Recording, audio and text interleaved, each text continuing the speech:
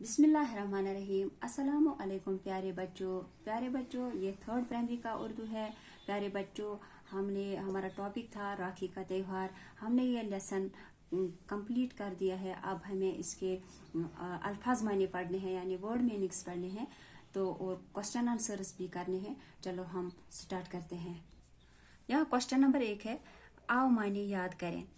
यहाँ पर एक अल्फाज है, लफ्ज़ है यहाँ पर रस्म रिवाज यानी चलन। जुग जुग जिए। प्यारे बच्चों, दूसरा लफ्ज़ है जुग जुग जिए, यानी लंबी उम्र हो, बहुत दिनों तक जिए, यानी उम्र दराज हो। रंग बिरंगी, कई रंगों की, यानी मुख्तलिफ रंगों की। भीड़ यानी हुजूम, बहुत सारे लोग जहाँ हो उसको हुजूम कहते हैं। यानी बंधन, रिश्ता, ताल्लुक, नाता। यानी और एक लफ्ज़ यहाँ पर है रौनक, चमक, चहल पहल। इसी तरह और एक लफ्ज़ है यहाँ पर रक्षा, हिफाजत। इसी तरह यहाँ पर और एक लफ्ज़ इवज, बदला, तिलक यानी टीका। यानी टीका जो माथे पर हिंदू लोग लगाते हैं उसी को टीका कहते हैं, यानी तिलक भी कहते हैं उसको।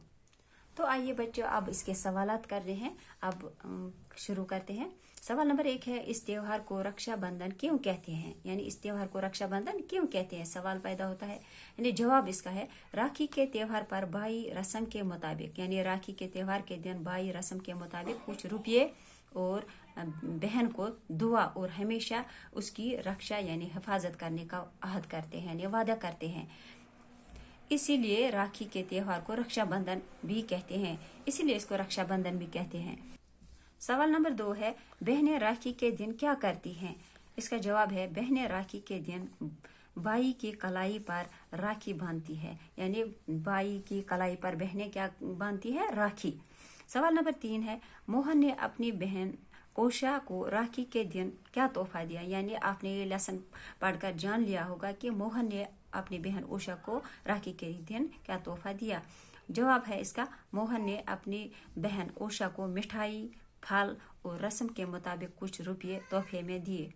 प्यारे बच्चों, मुझे उम्मीद है कि आप इसको अपनी कॉपी पर नोट करेंगे और इसको ज़हनशीन भी करेंगे। प्यारे बच्चों, इंशाअल्लाह रहमान नई वीडियो में हम फिर मिलेंगे। तब तक के लिए दीजिए इजाज़त। अल्लाह हाफिज़।